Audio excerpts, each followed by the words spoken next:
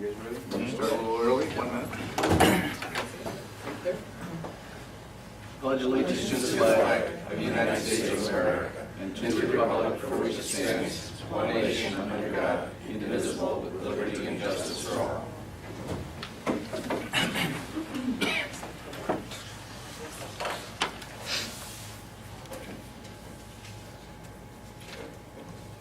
Okay, guess I can lead off. I'm reporting on financials. I had two financials I had to approve, one on June 28th, resolution 16091, June 29th, 16092, as authorized by the board.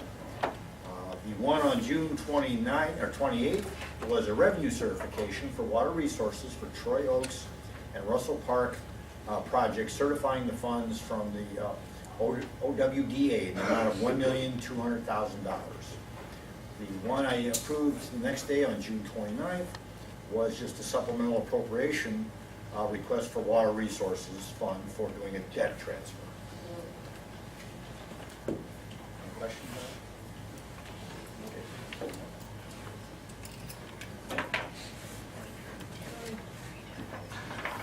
It's kind of odd.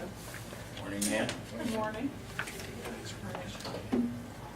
Okay, so for the financials for this week, I've got two supplemental appropriations. One is for the Water Resources County Sewer Improvement Funds for contract services.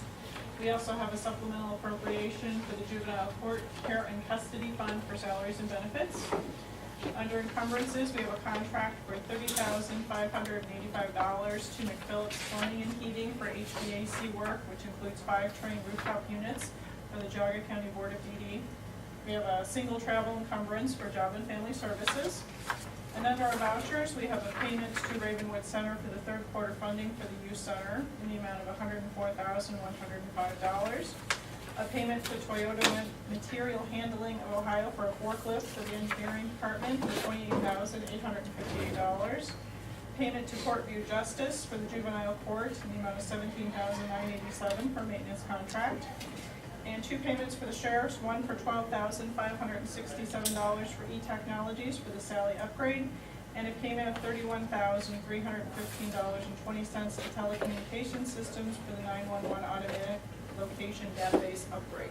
No, and this court view, what's the difference between this and what we're paying the technologies in the muni court? The muni, well, I think the muni court shares the court view system, but they pay their own portion. Not the muni court, common pleas. Common pleas. Sorry. Well, this is their portion, apparently, the juvenile court's Right. contribution toward the service contract. So It's on the same system though, right? it's on the same system. I think they just allocate the cost to both courts.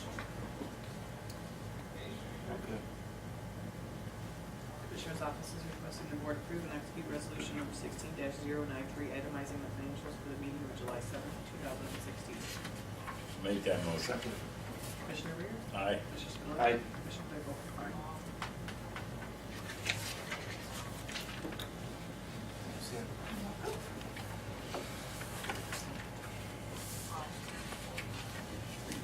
Yeah, and then, well, the next item is the tax budget.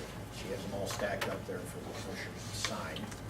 We did the tax budget hearing last week, so now the next step is for you to adopt the tax budget so we can get it to the auditor's office and continue the budget process. Commissioner's Office is requesting the board approve and execute resolution number 16-094, adopting the 2017 tax budget in accordance with ORC 5705.28 and 5705.29. I'll motion that. I'm sorry. I'll second. Commissioner Rea? Aye. Commissioner Spillier? Aye. Commissioner Claypool? Aye.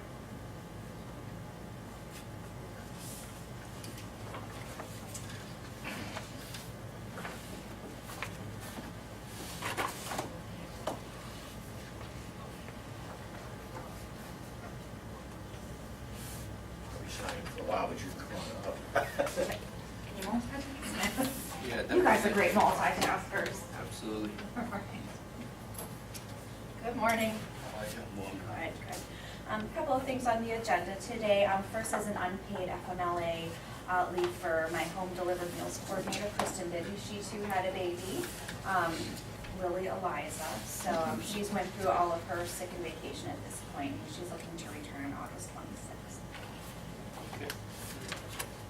The Department on Aging is requesting the board approve an unpaid family medical leave for Kristen Bibby, home delivered meal coordinator, to be effective July 8th, 2016 through August 26th, 2016. So moved. Second. Commissioner Rea? Aye. Commissioner Spudler? Commissioner Claypool? All right. The next item is I did receive notice that one of my long-term employees is going to be retiring. She's a food and service aide, currently at the Chardon Senior Center. I believe that's on Dave's agenda, the administrator's agenda, to approve the retirement of that person. So she's going to be retiring, I believe, September 1st. So that gave us an opportunity to take a look at our organizational structure. And instead of replacing a full-time food and service aide, what we'd like to do is move the current food and service aide from West Geauga over to the Chardon Senior Center, and instead replace that with 2 part-time recreation and education assistants. Food service is in their job description, and gives them more flexibility to do other duties. So replace 1 full-time position to 2 part-time with greater flexibilities. Cost-wise, we'll be spending less as well by doing that. So in order to do that, we also need to approve the revised org chart that I submitted.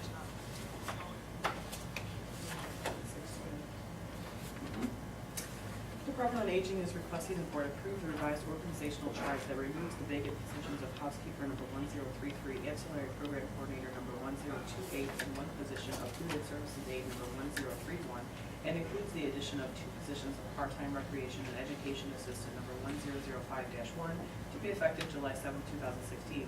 The Department on Aging is requesting the board grant permission to advertise for 2 positions of part-time recreation and education assistant number 1005-1. These positions will remain posted until filled. I'll make that motion. Second. Commissioner Rea? Aye. Commissioner Spudler? Aye. Commissioner Claypool? Aye. And then lastly, Kent State, Geauga approached us to do a affiliation agreement with their School of Nursing, giving the students some clinical experience around senior citizens. What they're looking to do is come to the senior centers, kind of talk to the seniors about some of their aging issues, health concerns, and also offer some blood pressure checks and give educational topic discussions. So they'd like to do an affiliation agreement for their students. Any costs associated with it? There's Just no an cost agreement? associated with it, and students are carrying their own liability insurance. So you're going to be offering to the senior population within Kent State some training, is that what I understand? Come again? I said you're going to be offering education to the senior population within Kent State. Kent State will be coming to the senior centers. The students in the nursing program, they will be spending time Oh, at I the see. senior centers as part of their education experience to understand the gerontology, understand the senior population, and also present on some health topics to seniors as part of the curriculum. That'll be interesting. You have young people understand old people? We're trying. Cool. I don't think that's going to happen. I got a granddaughter who doesn't understand me, so. Probably you gotta, you don't understand your granddaughter. I think it's a 2-way street. I'm thinking there's a little gap going on. You can cure that. That's like an age-old problem you got, right? It's great, I don't actually. understand. Goes beyond granddaughter. Yeah. It's great to have experiences with students in the senior centers, because so much of communication has changed to texting and email, and then when you have people in the human services field who have had very little experience face-to-face with someone, you can really tell. So it's great that they offer that face-to-face contact before someone goes into the professional nursing world, so they know how to treat people. That's good, yeah. Okay, perfect. You ought to do it with a window between them and put them on the phone. You know, because you don't seem to get the same treatment when you're on the phone as when you're face to face. Yeah, do you think the kids are getting anything out of it? Are they going to put their phones down long enough to be able to? Well, my staff will be observing, so there's no cell phones and no personal calls when we're at work, so. You know how you do that. I'll let you know. We can bring out the basket, and you say, everyone put it in the basket. I've tried that. You're like the mean teacher and then put the basket away. The Department on Aging is requesting the board approve and execute the affiliation agreement for students between the Geauga Department on Aging and Kent State University to provide an educational environment for students requiring a clinical rotation or internship for their healthcare program for a one-year period. I'll make that motion. Second? Commissioner Rea? Aye. Commissioner Spudler? Aye. Commissioner Claypool? Okay, have a great day. Yep, you too. Aaron. I remind me Patty was here, she was here, so.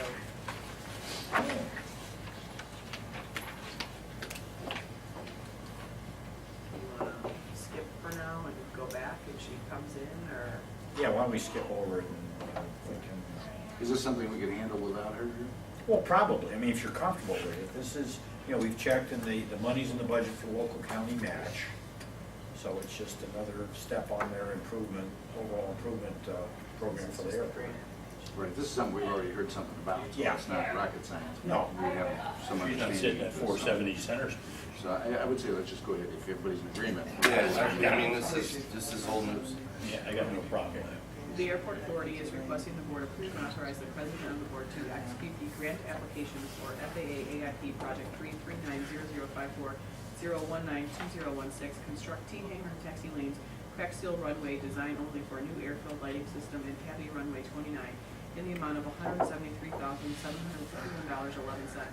$156,376 FAA portion, $8,687.56 Ohio Department of Transportation ODOT portion, and $8,687.55 local county match. I'll make that one. Second? Commissioner Rea? Aye. Commissioner Spudler? Aye. Commissioner Claypool? Aye.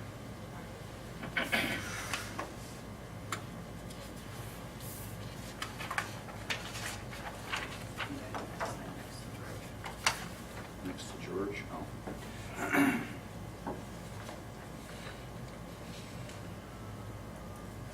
As I sign this, I was telling Dave and some folks yesterday about the Ashtabula situation in the airport, Yeah. where they wanted to make some modification to the runway, and the EPA has judged the ditches that are on either side of the runway to be navigable waterways, and you can't invade those navigable waterways. So their solution, the ODOT solution, is to rip out the entire runway, move it 2 degrees, shift it 2 degrees, so that they can completely rebuild the runway and that way violate the EPA ruling. Got a mile-long runway, they're gonna completely rip out and rebuild. Yeah, I don't know that, I don't know how much baloney my brother might have been spinning to me. It's unbelievable. Are they gonna do it? It sounded like they were I mean, and there's a situation, we went at that meeting, they're dying. Yeah, yeah, They have no income and they're behind how many millions, you know? right. Meanwhile, we'd like our runway extended another 500 feet, and instead they're gonna spend money to redo a 5,000-foot runway because of that. And the other thing I was gonna say, while we're talking about the power lines, I was flying Friday night, and I was doing some touchdowns down at the Geauga airport, and the power lines that are in front of, the concerned power lines that we've got, On 608 there? 608, Yeah, that we've got like this $1 million, cost. yeah. Well, I never really paid attention until I had kind of bird's eye view. All of the main high, that they said that it was the high tension and the high power lines. If you look at that, they come from up to here. If this is the airport where the concern is, you've got all of the lines that come up here and they go into, what's the name of that? It used to be Carlisle or... No, what's the name of that place with the silo, Sage Yard? No, that's got the issue with the silo there. They make the moldings and stuff, it's a, Craft mate? not craft No. paint, It's on the it's other side. on the other side there, that It's small over by- little business sits there. Well anyways, the power lines stop there because they dip down, and then it goes into low voltage lines that run across. So when they told us that it's all these high voltage lines, I don't know if anybody ever looked at it, but there's only 3 lines, and it basically, it comes there and then it drops down, which is the zone where you're entering into the airport, and it goes all the way to the right, and then it goes back up where you have the other power lines connected into CraftMate. So it's only those 3 lower voltage lines that are right there.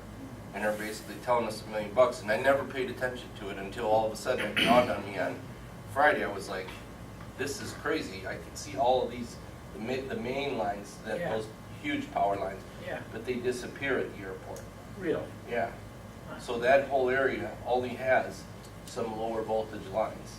I thought it was the height of the poles that are on 608 by the old Carlisle, the brick building. They have those real high wooden poles. Okay. Because I thought they were talking about a couple $100,000 per pole, and I thought there were 5 or something. Or, they had to replace with some darn thing and bring the elevation down, but I could be off on that. Well, they're within the, if I recall the conversation properly, I'm not sure the discussion around the power lines, but they wanted to increase, be able to decrease the minimums, increase the capability of their instant approach system. In order Right. to do that, you have to clear out on both sides by a certain distance Right. any high obstacle, because if you're off on an instant approach, you're in the clouds, you can't see, Right. you might be off the center line of the runway by, 100 feet or a couple hundred feet, whatever. So you might be at minimums, low level, and you don't want any obstructions on either side, just in case you're off a little bit. So Right. that's what the discussion was, I thought. And so you want to make sure, and the FAA won't allow you to have your minimums that low unless you have the obstructions out of the way. So And I isn't thought that was- isn't it the power lines that they, when we were there that night, they were showing like the markings on the runway that you're not supposed to touch down in the first couple hundred feet of the runway because the slope doesn't allow you to do that because those power lines inhibit your approach. So there's part of the runway you're not supposed to use because those power lines are there. Depends on how much you want to make your passengers butt fuckers. When I first heard of this, and they were talking that the First Energy or whoever is responsible for those poles, apparently there was legislation or some rules that was not paid attention to, and they replaced the poles with higher poles than they should have. That's what I was told. And so then there was, he said, she said, or finger pointing thing.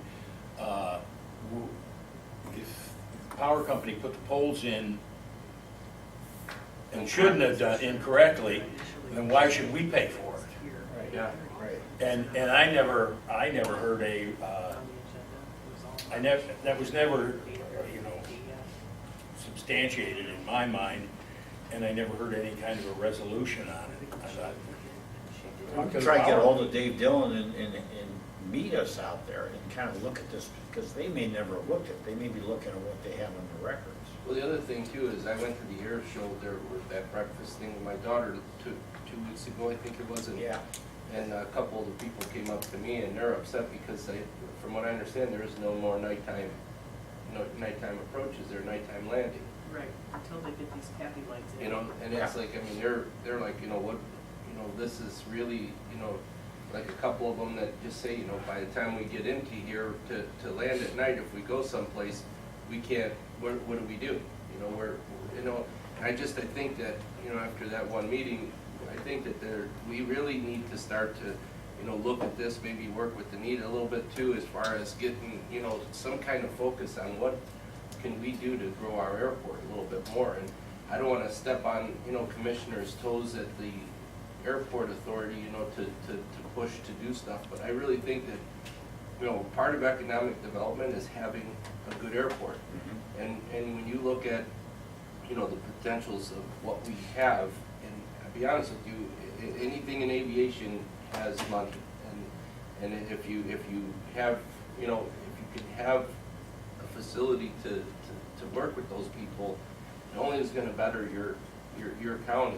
And I just think that we've got some real, opportunities that I think that we need to look at. And we got a board, I know Blake supported it in the past, and Skip's got experience with his background as an air traffic controller. I mean, I think we all want a good airport, it's just we need to figure out what to do to try to bring that up to speed a little bit, because I'll be honest with you, it was kind of a rude awakening for me, because a lot of people approached me at that breakfast, and said, we really would like to see something happen here, we'd like to see something happen here, and it's just, you know, right now, it's just a lot of talk and nothing going on, and I explained to them, you know, it's some of this stuff is kind of out of our hands, because we're not the airport authority, but, you know, I'll make the mention about it too, so.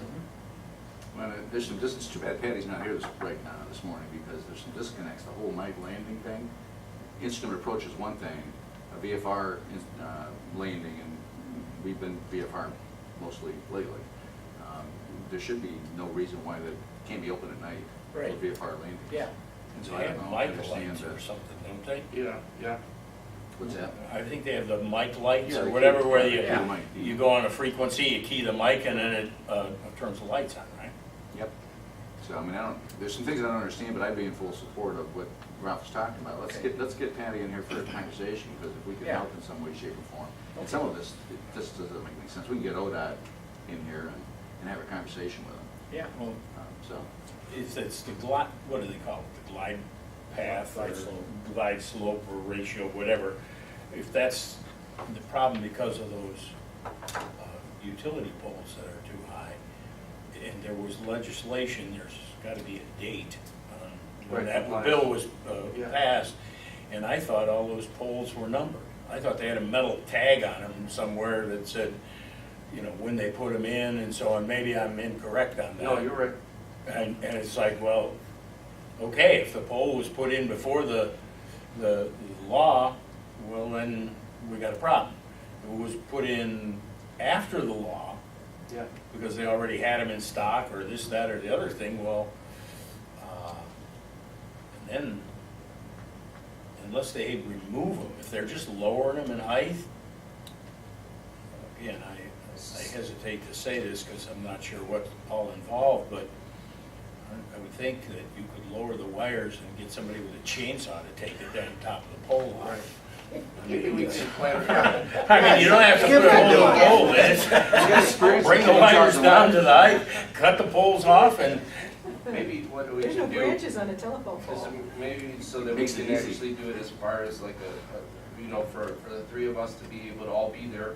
Why don't we plan to schedule a meeting at the airport? Like, we'll have one of our actual Yeah, commissioners meetings sure. at the airport.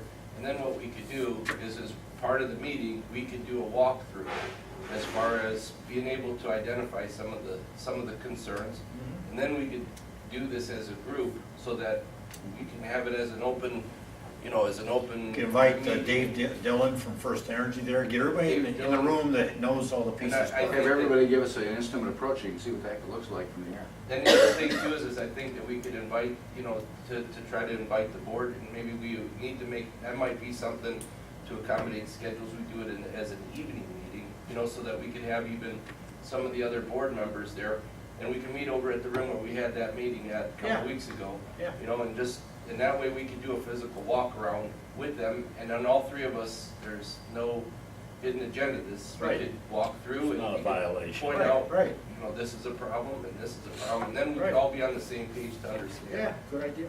You know, so maybe we can, you know, look to do that in maybe August or something, you know? Okay, all right. If that works. We have a deadline for the training in there. Okay, Starts at sorry to 9:30. interrupt on that. Oh, that's good. All right, let's move on to the item number 9. Do you want to speak to that since you were the one that had it? Oh, yeah. It was tabled for? Sure, I had a conversation with John Orles regarding item number 9 in the K-9 donation fund, and he indicated that this is a fund for people to donate money to help them take care of the dogs. He's recently established this K-9 unit, and there were requests from people, how can we support this? They didn't have any fund to be able to do this, and so that was the purpose of this. So they're not taking any operating funds or whatever, this is just a way for people to donate money to support what they're doing with the K-9s. And so it all seemed pretty good, and I didn't have any issues with it after talking to him, so. And I guess the concern was is that this is Geauga Park District, And so basically, we have nothing to do with this. Once we approve this, we're just basically approving that the Yeah, auditor. for some reason, we're in the process for an approval of any funds, because we oversee budgets, generally speaking. But not theirs, but apparently no one else can do this. so. Because it goes through the auditor's office, and somebody needs to be a check on the process of setting up various funds and so forth, and we're that check. But once we approve this, and then we're out of it, it's on them, so. So I would What has it suggest been using? Have they been using the sheriff's K-9 units, or? They've not had, yeah, apparently so. They've not had a K-9 unit. They thought it was a good idea for both, whether you disagree or agree, and there's an argument to be made on either side, part of their rationale for the K-9s is public relations, because like, people like to pet puppies, and so, you know, is there value in that? I don't know. I'll let people decide on that. The other part is that they're used for, you know, discovery of narcotics and so on and so forth. There's some value in that, I think. If they So chase these are down the drug coyotes dogs? and get them out of the parks. What's that? These are drug dogs, not search and rescue type dogs? I don't think I so. think they're utility. What does So it's a that mean? combination, you know, Oh, they do a bunch of different things. tracks and, you know, like missing children, stuff like that. And then they also have a cross-training the detection of, you know, drugs. Yeah. And officer safety, I guess, too. So, with that said, The Auditor's Office on behalf of the Geauga Park District is requesting the board authorize the Geauga County Auditor to establish an agency fund in the Geauga Park District to be known as the K-9 Donation Fund to allow for the proper accounting of revenues and expenses relating to monies donated for their K-9 program. I'll make that motion. Second. Commissioner Rea? Aye. Commissioner Spillier? Aye. Commissioner Claypool? Morning, Anita. Good morning. Hi. For that nice long weekend. Nice. Shoot off some fireworks? No, but I was in the parade. I was in Yeah. Thompson's we parade. don't have to do something. I drove our old Canine John fund. Deere. I think it's about 100 years old. It has a hand. Oh, yeah. There was a guy at the You gotta Cheslow parade outwalk that it was driving easy. John Deere, and he was, you know, he was really hitting that clutch and just, it was giving him a big jolt every Oh, time yeah. he moved forward. Trying to get it into gear. My brother fully restored the old one that we had. Yeah. We used to bale, when you pick up the hay bales, we would just tie a belt to the wheel, put it in gear, and let it go. You could outwalk it. I'm serious. Oh, my You could God. Outwalk that tractor. Was always started. Well, it doesn't start anymore. You have to push it to start. It's not about speed out there. It's Reliable. not all about power. When they used to make them, you know? Yep.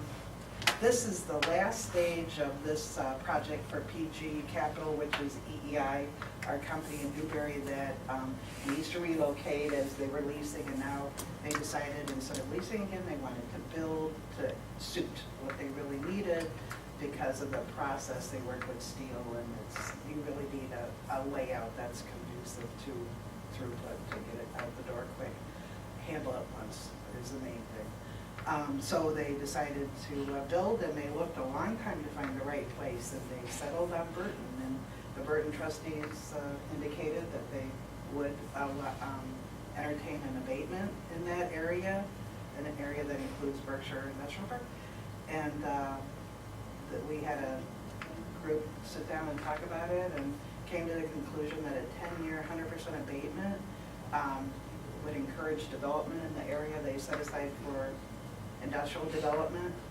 And the company said that they would do a pilot or a payment in lieu of taxes of 50% of what they would have paid the school anyhow. So that was really generous. They didn't have to do that. And the school was thrilled, and company is willing to do it. They didn't have to be coerced or anything. They're really good corporate citizens. They're loved Newberry to death, but tried hard to stay there. But you got to go where the land is, and that's going to work out really well. They're going to tie into the Berkshire Industrial Park sewer system, so it'll be really helpful. So they're going to have about 25 jobs over the course of 2 years. And what we're looking at here is just the final CRA agreement that allows a 10-year, 100% abatement. And the amount to the school, you know, you have to wait and see what the actual cost of the building is, but it looks like it'll be about $40,000 a year that'll go to the school. What they were getting in taxes on the land today was $30, I think. So they get 40,000, it's like, And there's no liability for the school. yeah, I mean, there's no kids, students. there's no Yeah. students or anybody going through there, Yeah. so. So the trustees were unanimous in their decision to go forward with it. Not that they can take action, it has to be commissioners, but they're all on board, so it's a great deal. I think we're helping our own business, and we're helping our township, and we're helping Berkeley. Is this Berkshire off of schools. that industrial? It's right by Bonner's place. It's right by the greenhouse. Oh, it's on the east Just side of east that, it, on just that east. The Lambert very- property? Yeah, you're right, exactly Okay. right. Yeah. Good deal. The Office of Community and Economic Development is requesting the board approve and execute resolution number 16-095, authorizing the execution of the Bergen Township Community Reinvestment Area Agreement between the Geauga County Board of Commissioners and P&G Capital LLC, and further authorize the president of the board to execute the Community Reinvestment Area Agreement. I'll make that motion. Second. Commissioner Rea? Aye. Commissioner Spudler? Commissioner Claypool? Thank you. Yeah, thanks, Anita. That's Bye all now. right. Take care.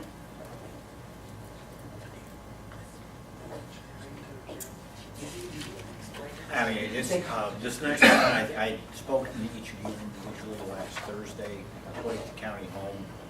An issue came up, it was appropriate that she be taken off the work schedule. There's going to be a hearing regarding an incident that occurred there. So it was appropriate that she wasn't there, but because the outcome is not known, it was appropriate that she be on paid administrative leave. So I got agreement from each of you individually that this was okay to advise her of that, but today's action is to make that official. The county home is requesting the board approve the placement of Wendy House from senior to unpaid administrative leave effective July 1st, 2016 until further notice. I'll make that motion. Second. Commissioner Rea? Aye. Commissioner Spudler? Aye. Commissioner Claypool? Good morning, Dick. How are we doing this morning?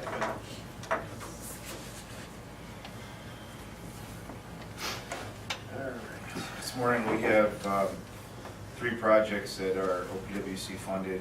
We have a certain order that we have to do this in. We have to sign the agreement and then award the contract. So I think we'll just, instead of doing them all at once, I want to make sure we follow the rules on this and get the agreements first and then award the contract. So number 12 on the item is for the resurfacing of Auburn Road, sections A through C, which is the southern sections of Auburn Road, from the southern of the county line up to Washington Street.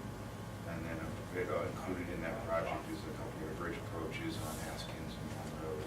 And Jeff goes up to get rid of that bump on. We received up to maximum of $275,000 in OPWC funding for this project. It's a 50% match on our end. So, what I'm asking is that the board execute that agreement with OPWC. Do we need to do these independently? Do they see that they're all, or? We need to do the agreements first, and then we can do all the awards second, but by the law of the OPWC, we need to sign the agreement before we award the contract, so. All right, this is good. The county engineer's office is requesting the board approve and authorize Walter M. Claypool, board member and chief executive officer, to execute the Ohio Public Works Commission project grant agreement, local transportation improvement program for the Auburn Road resurfacing in the amount of $275,000. I'll make that motion. Second.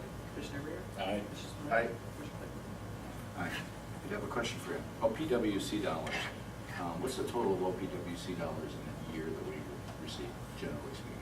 That's an answer that I would have to get back to you from, an average. I'll Shane pull those numbers.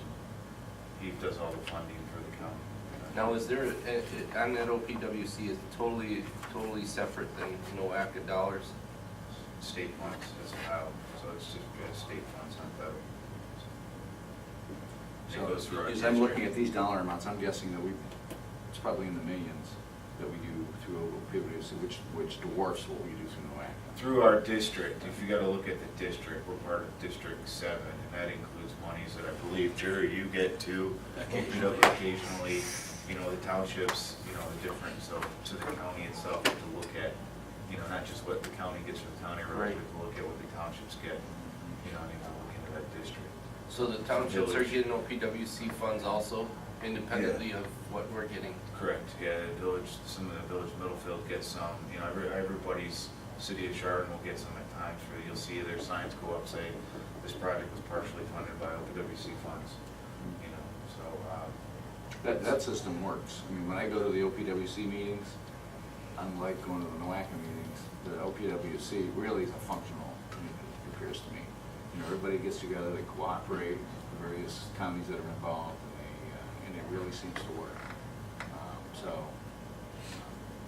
Very interesting. And by the way, for full disclosure with the board, I've been talking to ODOT about options relative to, for NOACA, and possibly leaving NOACA, what the funding process is, if we were to leave, what funding is available, so on and so forth. We had a real nice conversation 2 days ago. Dave was on the conference call with ODOT, and they really educated us in terms of what the opportunities were, and it was, the end of it seemed to be a good news story. So I'm working with Joe right now, we're kind of going through some numbers, and so on and so forth, so whatever that's worth, I'm just offering that as a for full, you know, so everybody's aware of what's going on. So anyway, go ahead, Dave. Item 13 is to award, a recommendation to award the Auburn Road project to Roniak Paving in the amount of $636,464.80. The county engineer's office is requesting the board award the bid to Geauga Paving Incorporated for the asphalt resurfacing of Auburn Road CH4 sections A through C in Auburn and Bainbridge Townships in the amount of $636,464.80 as they represented the lowest and best bid. Bid bond submitted shall be held to serve as the performance bond for this project. I'll make the motion. Second. Commissioner Rea? Aye. Commissioner Spillier? Aye. Commissioner Claypool? Aye. Item 14 is asking to execute the agreement with OPWC for the Mulberry Road resurfacing project with a maximum, up to a maximum amount of $400,000. Where's this at on Mulberry? This is sections E through I, which would be 320, No, 306 east. 306 east. East. East all the way to We're gonna go all the way up to, Fowler's Mills? Yeah. So, The county engineer's office is requesting the board approve and authorize Walter M. Claypool, board member and chief executive officer, to execute the Ohio Public Works Commission project grant agreement local transportation improvement program for the Mulberry Road resurfacing in the amount of $400,000. I'll make that motion. Second. Commissioner Rea? Aye. Commissioner Spillier? Aye. Commissioner Claypool? Aye. So we're gonna do, I'm looking at the resurfacing on Auburn and Mulberry. Are these gonna crisscross? Do they No, intersect? Auburn is the south end of the county. So you're in Auburn Township there. Mulberry is actually in Chester and Munson Townships. I don't know why you do that. Why can't we schedule it so we're really inconveniencing people like that's doing that on 22? I mean, Close everything all at once. it's a weak humor. What's that? There was a year when you couldn't get out of Leroy. Everything was messed up, all of the main routes. Well, they had, what the heck did, up in, what was it? I can't think of the name of the road south of 322 that they had, the township had taken out of commission at the same time 322. So when the detour was on Caves to County Line, everybody was up in arms. Oh, would that be 87? No, it wasn't. No, Fairmont Road in Fairmont. Fairmont. That was actually in Oh. Cuyahoga County. Oh, that's So the right. detour actually, it didn't affect, we had a couple of people call it, because our detour went north. That was sad. So. Item 15 on here is to award the contract for the Mulberry Road project to Roniak Paving in the amount of $784,803.50. County engineer's office is requesting the board award the bid to Roniak Paving Incorporated for the asphalt resurfacing of Mulberry Road CH 39 sections E through I in Chester and Munson Townships in the amount of $784,803.53 as they represented the lowest and best bid. The bid bond submitted shall be held to serve as the performance bond for this project. So moved. Second. Commissioner Rea? Aye. Commissioner Spillier? Aye. Commissioner Claypool? Item 16 is to execute the agreement for PWC for the Aquila Road, Section C resurfacing project in the amount of $263,343.00. Our original request for this project was up to $275,000. This was one of those projects that was right on the line. There's 263 available at this point in time. We may, down the road, if the funds come available, if the project doesn't use all its funds, get an additional $11,000 and change to get us to that 275. At that point in time, we'll have to do an amended agreement. But we were basically awarded 275, however, in the fund, they only have 263. So they've given us everything they have at this point, and then if anything comes available as jobs close out and they get the money, they'll release us that additional. So we'll have to do an amended at that point in time. But this is just to sign the agreement for 263, 343. The county engineer's office is requesting the board approve and authorize Walter M. Claypool, board member and chief executive officer, to execute the Ohio Public Works Commission project grant agreement, local transportation improvement program for the Aquila Road resurfacing in the amount of $263,343. Make the motion. Second. Commissioner Rea? Aye. Commissioner Spudler? Aye. Commissioner Claypool? And 17 is to award this contract for Aquila Road to Runyon Paving in the amount of $651,606.80. The county engineer's office is requesting the board award the bid to Runyon Paving Incorporated for the asphalt resurfacing of Aquila Road, CH5SC, Section C, Bergen and Clayton Townships, in the amount of $651,606.80. As they represented lowest and best bid, bid bonds submitted shall be held to serve as the performance bond for this project. I'll make that motion. Second. Commissioner Rea? Aye. Commissioner Spudler? Aye. Commissioner Claypool? Where is this section of Aquila? Is it 322? To Butternut.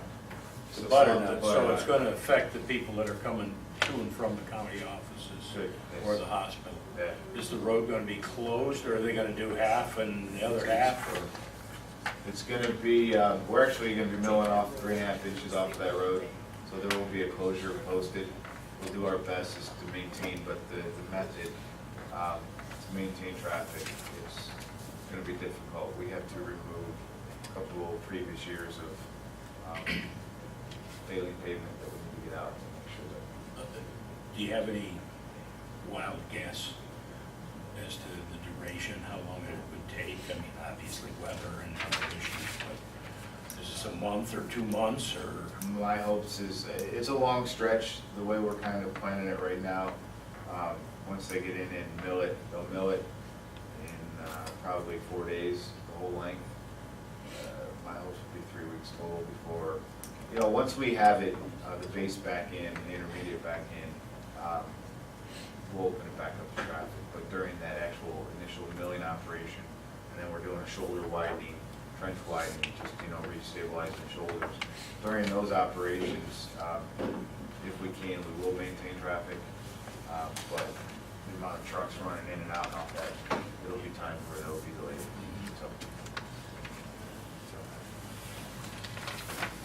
Thank you. Thank you. Have a good seeing you.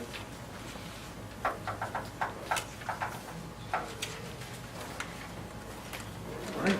Morning, Jerry. How are you? Good. More intimate. Yeah. They're testing.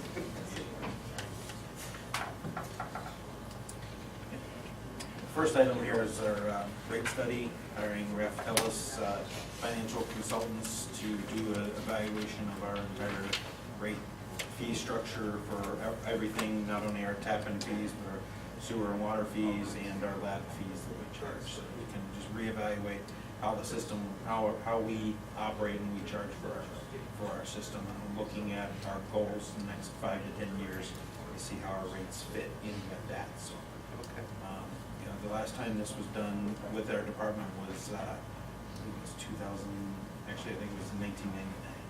So that, and our last rate increase was in 2012.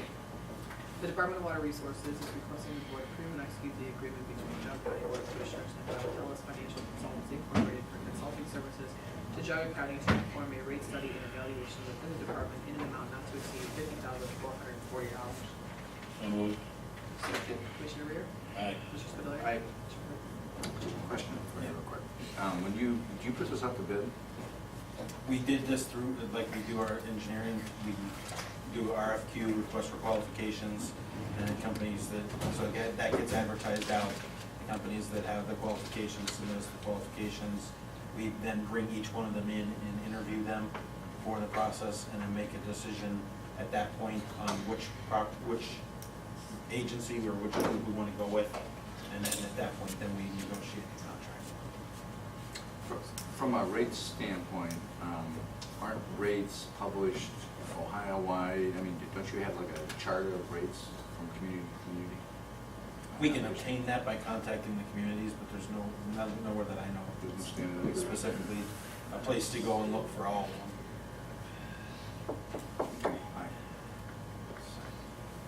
Next item here is amendment to the Clarendon Township 208 Water Quality Plan. Property owner on Taylor Wells, his property fronts on Taylor Wells, but it's beside the properties that are within our Plymouth Acres sewer district. He's requested to, possibly be tied into the system. The first step to do that is to amend the 208 to allow his property to be in a maybe sewered area.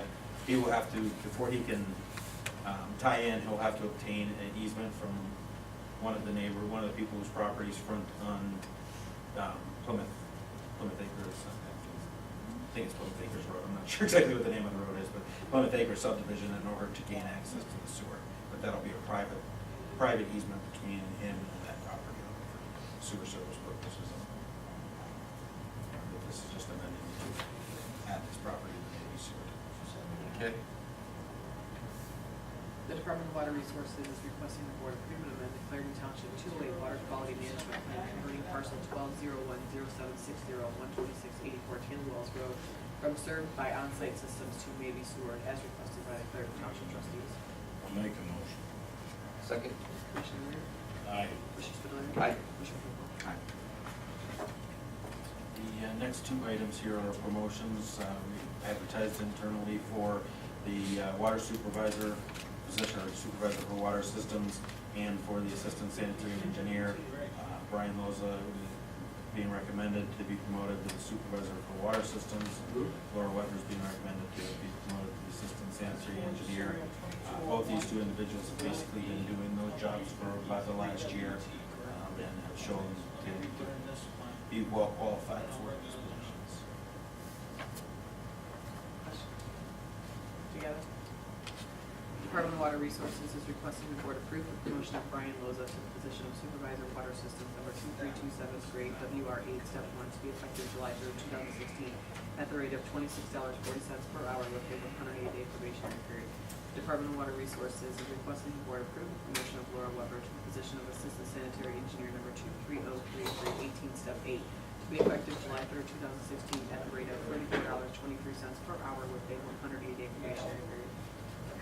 I'll make those motions. Second. Commissioner Rea? Aye. Commissioner Spudler? Aye. Commissioner Claypool? Thank you. Thank you, Jerry. I know. Morning, Patty, how are you?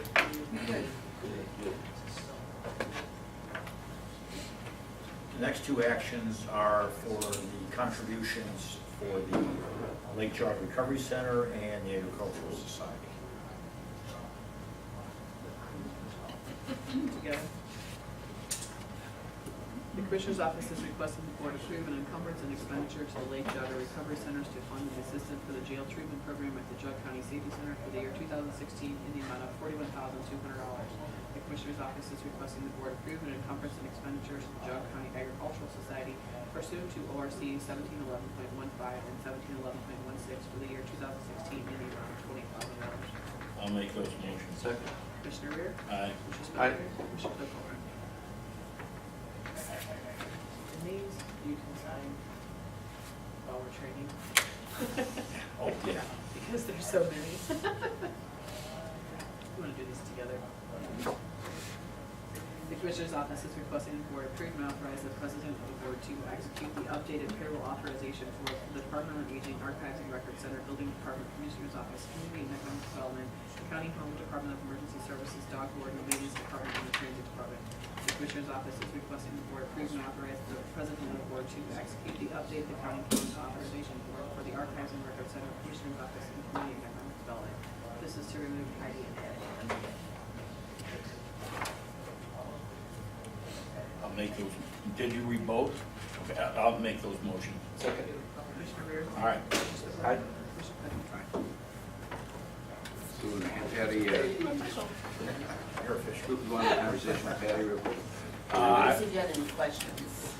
I have a question for you because I opened up my mouth and may have put my foot in it. The problem with the power lines,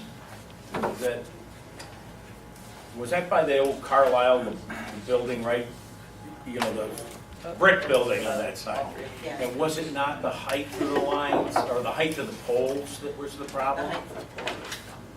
And they had bandied about a number, there's 5 poles at $200,000 a piece, or like $1 million to replace those poles? $1 million to replace, well, actually, to put the electric underground. Okay, underground. Because I was saying, if it was a height thing, just move the wires down, cut the top of the pole off, they don't have to replace the thing. But if they've got to put it underground, and was there not, did we not have a discussion years ago, a few years back, that there was a possibility that they install those poles after a deadline when they shouldn't have? Well, what really transpired, in 1991, the Ohio Revised Code gave the state, ODOT Department of Aviation, the authority to require a permit for any construction going around within 10,000 foot of an active runway. That's almost 2 miles. Nobody seems to be aware of that. But anyway, we don't know if those poles were replaced after 1991 or not. Laura's been trying to get some information, but, you know, short of asking for discovery, she's not gonna get it. But like we had had a discussion on this earlier, we had approved your request already, but, you know, he had brought up, you know, every pole, and I know that, you know, just in the police world, when we would have an accident and somebody would hit a pole, we would take the metal numbers off and basically contact CEI, and they'd have a whole history on that pole, and they knew exactly where it was located, when it was installed, any work that was done to that pole. They have a whole, you know, thing that corresponds to that number, you know, so why can't we just basically be able to, you know, seek the information and the history on those poles, because if they did do them afterwards, then we should hold them accountable and say, you should have looked into this before this was done. And, you know, 91 is, you know, not too long ago, but it's long enough. It's almost, what, 25 years. 25 years, almost 30 years of time that they could have possibly put them up, and then there'd be no cost to us. We would just basically hold them to the fire to say, you didn't check. Correct. One of our board members has been working with CEI, trying to obtain some information, Mr. Bill Meyer. He also seems to be getting somewhere with them in that we've had the discussion that the grants that we got from ODOT for last year, and we've applied for one for this year, which should be coming through very shortly, is to remove all the other obstructions. So every tree that's an obstruction will be down both on our property and off our property, and now the telephone poles will stick out like a sore thumb. So now the liability to them becomes sole to them, because everything else has been removed. And so I think we'll be able to get somewhere once those things have been accomplished. And I think too, like, if we have, you know, whether we go through, you know, Doug Hogan or through Dylan, one of those two, you know, the two, you know, our liaisons with the CEI to be able to say, listen, we need to get some information on this, you know, if not, then maybe as commissioners, we need to petition the court to sign something over to basically tell them they need to do this, because we, you know, it's frustrating, you know, I went to that air show on that breakfast, that fly, and I saw you, and I didn't want to bother you, were talking to a bunch of people there, but. I was fluttering everywhere. And, but it was a really nice event, you know, but a number of people had approached me, you know, and they were basically, you know, voicing their concerns, saying, you know, we would like to see, you know, some things improve and just, you know, bring a new, you know, a new look and feel to this airport. And I think the other thing, you know, was, can you give us some clarification as far as the nighttime, you know, because that was one of the biggest concerns. They said that we can't fly into this airport at night anymore, and where do we stand? So I really wasn't 100% an understanding, so I didn't want to misspeak on it, but so what is the deal with the nighttime layouts? The night approach has been removed until our trees are down. That's an IFR approach. VFR is still doable. Correct. Okay, so VFR is okay, it just is with Instrument IFR. approach cannot be Okay, done all right. until the trees are down. Now, like I said, our grants are all in place. What we're waiting on at the moment is the Indiana bat season. We have shagbark trees, which is habitat for Indiana bats, and so you cannot remove a tree over 3 inches in diameter that is a shagbark until, I believe it's the 1st of November. They go through the 31st of October for the Indiana bat season. So come October, both grants should be finalized and in place. Okay. We've already awarded everything at the east end to H&H Land Clearing. And there's about 3.5 acres of Middlefield Village property in there that they've authorized us to clear. Okay. And then I'm expecting here in July still, possibly the 1st of August, to get the okay from ODOT on the grant to do everything at the west end. So once those are both in place, we'll have the bids again, and even if they're different companies, that's okay. But starting the 1st of November, they'll be able to clear them, and then they have till the 31st of March before the season goes back into place for April through October. Okay, what There was happens to the also- wood? Well, part of the contract is that the contractors take the wood. Will they clean up the brush too? Yes, they take it, they stump grind and take it to mow ready. And part of the reason the bid came in reasonable with H&H is because they get to take the wood and do what they can do with it. The bids were kind of all over the place, but we got a very reasonable bid from H&H Land. Well, and I would think so, because they're right across the street, so moving equipment is gonna be no cost. you know? And they have those large forestry Mhm. mowers, and I just don't think the others can compete Right, with that. no. There was also a discussion, Ralph initiated, about the possibility of scheduling a meeting of commissioners at the facility and possibly having the airport board there. Yeah, the board is interested in doing that. We wanted to get these other things cleared before we kind of really went into too much with CEI, but we did have Mr. Hogan at one of our meetings. Okay. Along with, Dave Dillon? no, it was his predecessor, Della Oh, yeah. Russo.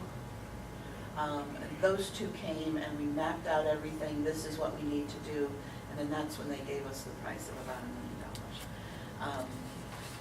What we're hoping now, and like I said, one of our pilots, Bill Meyer, has been in contact with them, he's also on our board, back and forth, and he seemed to feel that the continual conversation, letting them know that all of these other things will be done, and the only thing left to be done will be their power lines. He seems to think that their position may change a little bit when liability falls more on them if there were an incident. Yeah, because I mean, that's what I think we need to target a deadline to give them, this is what we need to do. We need to have this all coordinated. We're clearing trees, we're reducing or burying these power lines and just kind of have a schedule, and I think that there's enough time that I don't see if we're going to start that, and are we starting the project then in November for the trees? Yes. Yeah, by grant season next year, which is the 1st of May, we will be looking to get a grant to do whatever we have to do to get the rest of that cleared, to make sure our approach is all clear. And hopefully, we will have, over this winter, we will have had several conversations with them, and I think maybe at some point it would be a good idea to get together with them and, the commissioners, if we even needed a politician, we could do that as well. I think we would get somewhere. So with this clearing that they're going to do, is there going to be more clearing needed next year too? We will only have 2 obstructions left once all the trees are cleared. Those 2 obstructions are a silo that is there by Woodcraft, that was Woodcraft it. Industries. Now, we already lit that with a grant because FAA seemed to think that would mitigate the problem. But there's two surfaces that run simultaneously, and it's as you come off the runway, you go up and out. One is the regular FAA Part 66 regulations. The other, which is a 21 glide slope, the other one is TERPS. TERPS, they put into effect for all airport this new TERPS. And so what we're looking at doing anyway is to possibly move the silo. And we're in conversation now with Woodcraft Industries to possibly do that. We have a obligation to be at this training at 9:30 a.m. Fortunately, it's in the next room. So if there's no objection, I move to adjourn. Just real quick, so that was the first one, and the second one Is the power lines. is the power lines. And that's it, and then we're completely clear.